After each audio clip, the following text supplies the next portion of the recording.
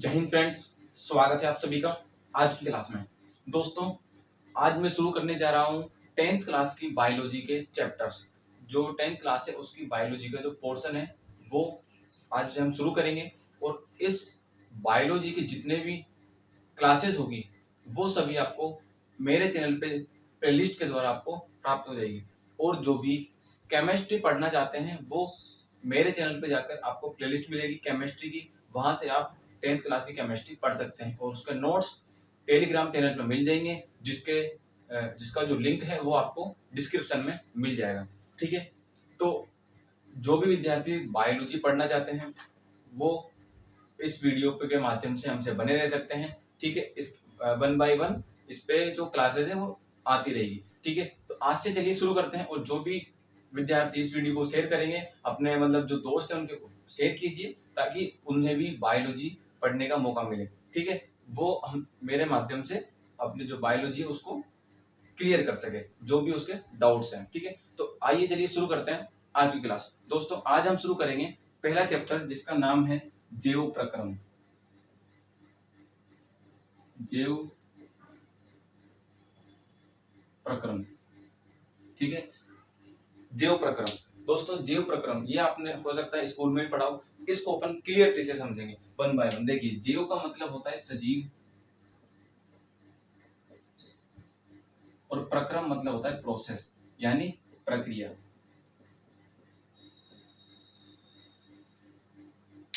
किसी सजीव में चलने वाली वे प्रक्रिया है जो हमारे शरीर को अनुरक्षण का काम करती है और मरम्मत का कार्य करती है, उसको अपन क्या बोलते हैं? जैव प्रक्रम। ठीक है, इसकी डेफिनेशन पहले लिखते हैं कि जैव प्रक्रम क्या होता है। डेफिनेशन समझिए,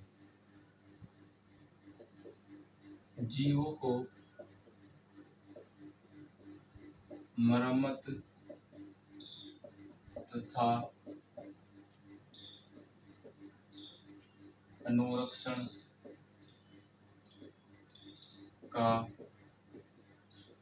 कार्य करने वाली सभी प्रक्रियाओं को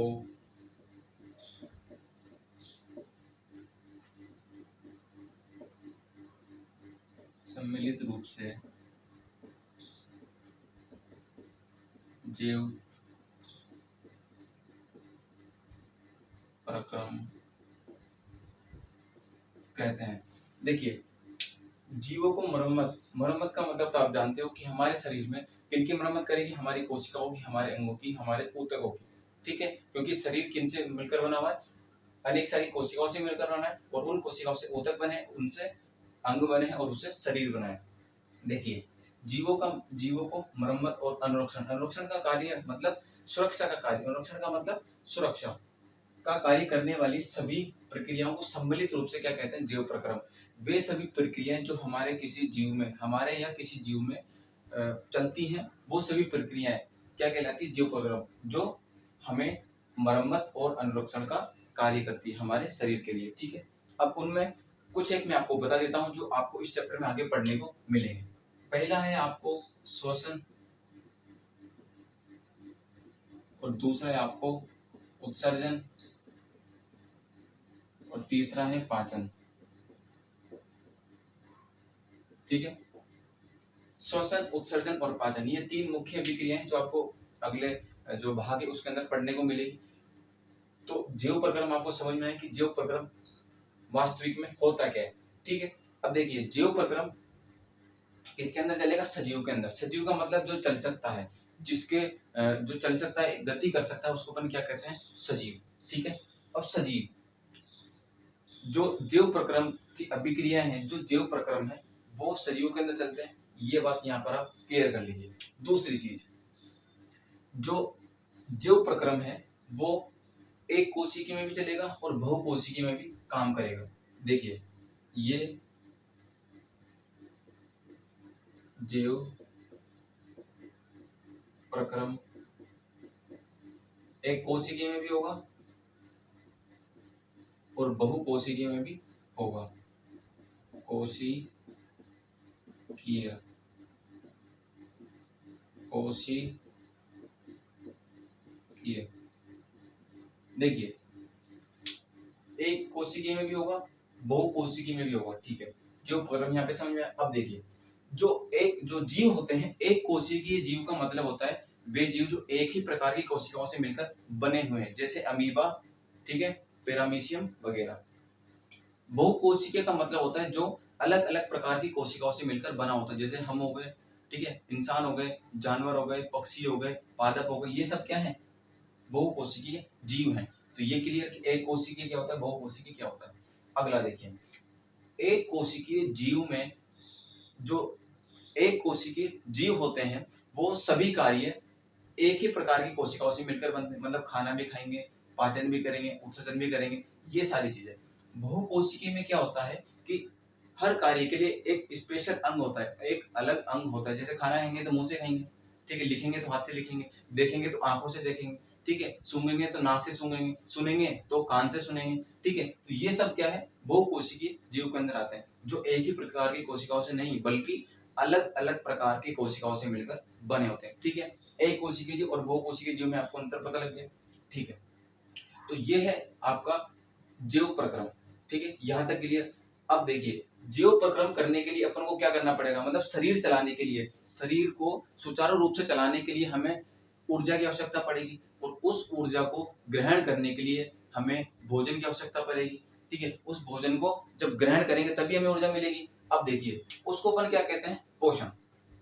तो अगला टॉपिक क्या है, पोषण।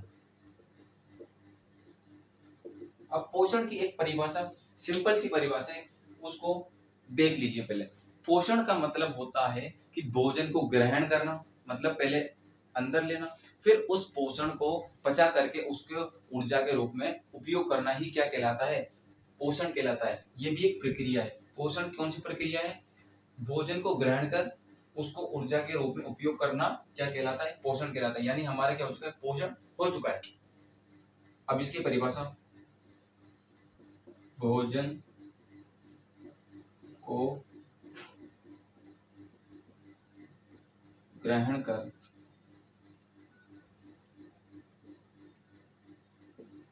उसका ऊर्जा के रूप में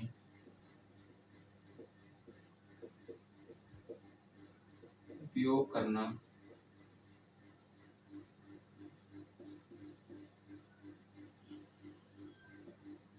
पोषण कहलाता है, ठीक है। भोजन को ग्रहण कर उसका ऊर्जा के रूप में उपयोग करना क्या कहलाता है, पोषण कहलाता है, ठीक है। ये तक ये भी क्लियर। पोषण क्या होता है, भोजन ग्रहण करके उसका ऊर्जा के रूप में अपन ने उपयोग कर लिया, पोषण हो गया। अब देखिए, पोषण जो होता है, अब यहाँ पर अलग अलग दो प्रकार से होता है। पोषण जो होता है वो दो प्रकार का होता है आपको। पहला स्वपोषी, दूसरा विषमपोषी। देखिए, ये भी आप नोट्स धीरे धीरे बनाते चलिएगा, ठीक है, और बाकी नोट्स आपको टेलीग्राम चैनल पर मिल जाएंगे। पोषण दो प्रकार का होता है, स्वपोषी और विषमपोषी। स्वपोषी मतलब, स्व मतलब खुद, स्व मतलब आप, स्व मतलब स्वयं। स्वपोषी मतलब स्वयं का पोषण स्वयं ही करेगा, वो जीव स्वपोषी कहलाएगा। विषमपोषी, कोई जीव किसी दूसरे पर आश्रित होता है पोषण के लिए, ठीक है, कोई जीव दूसरे पर आश्रित होता है पोषण के लिए, उसे क्या कहते हैं, विषमपोषी कहते हैं, ठीक है। स्वपोषी मतलब खुद का भोजन खुद बनाना, जैसे भोजन अपना, वो पौधे अपना भोजन स्वयं बनाते हैं, तो वो क्या होंगे, स्वपोषी। हम दूसरे पर आश्रित रहते हैं, हम पौधों पर आश्रित हैं, हम जानवरों पर आश्रित हैं, हम क्या कहलाएंगे, विषमपोषी। समझ में आया, ठीक है। अब चलते हैं अपन स्वपोषी की ओर, ठीक है। देखिए दोस्तों, अब हम शुरू करेंगे स्वपोषी पोषण के बारे में। पहला टॉपिक है अपना स्वपोषी पोषण। स्वपोषी पोषण मैंने बता दिया था कि वे जो स्वयं का भोजन स्वयं बनाते हैं, स्वयं का पोषण स्वयं कर सकते हैं, वो स्वपोषी पोषण कहलाते हैं। दूसरा देखिए, अब स्वपोषी पोषण के लिए आवश्यकता क्या क्या होगी, कि मान के चलिए आवश्यकता, आवश्यकता। देखिए उनके लिए क्या क्या जरूरत होगी, क्योंकि स्वपोषी पोषण अलग कई सारी चीजों को मिलकर बनेगा, पोषण अलग अलग चीजों से मिलकर बनता है। ठीक है, अब ये करते कैसे हैं? पहले इनको जरूरत पड़ती है सूर्य का प्रकाश, सूर्य का प्रकाश इसकी जरूरत पड़ेगी। दूसरा क्लोरोफिल, दूसरा सूर्य का पहला सूर्य का प्रकाश, दूसरा क्लोरोफिल, तीसरा पानी मतलब H2O, चौथा CO2 यानी कार्बन डाई ऑक्साइड। ठीक है, ये चार चीज अहम है जो पौधे के पोषण के लिए जरूरी होती है। ठीक है, अब ये चार चीजें कैसे काम करेंगी वो अपन देखते हैं एक समीकरण के माध्यम से। ठीक है, देखिए सबसे पहले तो जो क्लोरोफिल होगा, ठीक है, क्लोरोफिल क्या काम करेगा? अभी क्लोरोफिल होता क्या है? क्लोरोफिल हमें जो हरा हरा रंग दिखता है पौधे के अंदर, पत्तियों के अंदर जो हरा रंग दिखता है वो क्या करता है? वो ही क्लोरोफिल कहलाता है। और वो क्लोरोफिल क्या करता है कि वो सूर्य के प्रकाश को अवशोषित करता है। पहला काम, क्लोरोफिल क्या काम करेगा? सूर्य के प्रकाश को जो आया है उसको अवशोषित करेगा। दूसरा काम, जो सूर्य का प्रकाश है उसको अवशोषित करके रासायनिक ऊर्जा में परिवर्तन करेगा। दूसरा काम, जो सूर्य का प्रकाश अवशोषित हुआ है उसको रासायनिक ऊर्जा में परिवर्तन करना। ठीक है, अब देखिए जो क्लोरोफिल है मैंने आपको बता दिया, सूर्य का प्रकाश आप जानते हो, पानी, कार्बन डाइऑक्साइड, कार्बन डाइऑक्साइड मतलब जो हम छोड़ते हैं वो कार्बन डाइऑक्साइड वो पर्यावरण से अवशोषित कर लेता है, वो ग्रहण कर लेता है। ठीक है, अब देखिए सबसे पहले तो क्या आपको चाहिए? CO2 चाहिए प्लस H2 चाहिए, आपको चाहिए सूर्य का प्रकाश, सूर्य का प्रकाश और क्लोरोफिल। देखिए 6 CO2 आपको चाहिए और 12 H2O आपको चाहिए, यानी कि कार्बन डाइऑक्साइड के 6 अणु और पानी जिसके 12 अणु आपको चाहिए। सूर्य का प्रकाश होगा, क्लोरोफिल होगा, उस जो रासायनिक ऊर्जा में परिवर्तन किया है वो भी उसके अंदर समाहित होगा। तो उनके माध्यम से हमें उत्पाद क्या मिलेगा? ये तो क्या अभिकार है कि ये सभी अभिक्रिया में भाग लें। अब बनेगा क्या? सबसे पहले तो ये बनेगा ग्लूकोज, C6H12O6, इसको कहते हैं ग्लूकोज। ये ग्लूकोज का फॉर्मूला है। ये ग्लूकोज, ठीक है, सबसे पहले तो क्या बनेगा? ग्लूकोज बनेगा, फिर पानी भी बनेगा, पानी की भी तो जरूरत पड़ती है उसको, और ऑक्सीजन भी बनेगी, दोनों 6 अणु बनेंगे। ठीक है, इधर से इन्वेस्टमेंट किया, वहां से अपन को प्रोडक्ट मिला। ठीक है, अब ये जो ग्लूकोज है ये किसका प्रकार है? ये भी एक कार्बोहाइड्रेट का प्रकार है। कार्बोहाइड्रेट, आप इसे कार्बोहाइड्रेट कहिए या ग्लूकोज कहिए, एक ही बात है। ठीक है, इसको आप ग्लूकोज कहिए, कार्बोहाइड्रेट कहिए, एक ही बात है। किताब में आपको ये कार्बोहाइड्रेट शब्द के रूप में प्रयुक्त हुआ है। अब देखिए इधर से इन्वेस्टमेंट किया, उधर से प्रोडक्ट बना, ग्लूकोज बना। ग्लूकोज जैसे हमें भी ग्लूकोज की जरूरत पड़ती है। अब देखिए ग्लूकोज को, ये जो कार्बोहाइड्रेट है ये क्या काम करेगा? जब ये ग्लूकोज बनता रहेगा, अब मान के चलिए उसको जितनी ग्लूकोज की जरूरत थी उतना उसने उपयोग कर लिया। अब एक्स्ट्रा जो ग्लूकोज है वो क्या होगा? वो होगा संचित हो जाएगा, इकट्ठा हो जाएगा। अब देखिए अगर ये जो कार्बोहाइड्रेट, ये जो ग्लूकोज है वो क्या होगा? संचित होगा उस पौधे के अंदर, वो कहीं पर इकट्ठा हो जाएगा। वो कहाँ होगा मैं बाद में बताऊंगा। संचित होगा, और वो संचित किस रूप में होगा? संचित होगा ये मंड के रूप में, स्टार्च, इसको इंग्लिश में कहते हैं स्टार्च। ठीक है, पौधे के अंदर जो एक्स्ट्रा ग्लूकोज होगा, जो कार्बोहाइड्रेट होगा, वो संचित हो जाएगा मंड के रूप में। ठीक है, अब ये मंड क्या काम करेगा? मान के चलिए कभी इसको ग्लूकोज की आवश्यकता पड़ी लेकिन ग्लूकोज इधर बन नहीं रहा है, अगर उस वक्त ये क्या करेगा? मंड से ग्लूकोज में बदल देगा और फिर से इसका उपयोग कर लेगा, यानी कि ये स्टोरेज है। ठीक है, जैसे हमारे मोबाइल में रैम रोम होती है ना, तो वैसे ही ये हमें जो बैकअप के लिए रखना पड़ता है, बैकअप प्लान के लिए ये मंड के रूप में इकट्ठा कर लेता है, फिर उसको जब भी जरूरत पड़ती है ये उपयोग में कर लेता है। अब देखिए ये पॉइंट आपको समझ में आया, सुपरपोजिशन कैसे होता है, कैसे ये अभिक्रिया होती है, ये मैंने आपको बताया।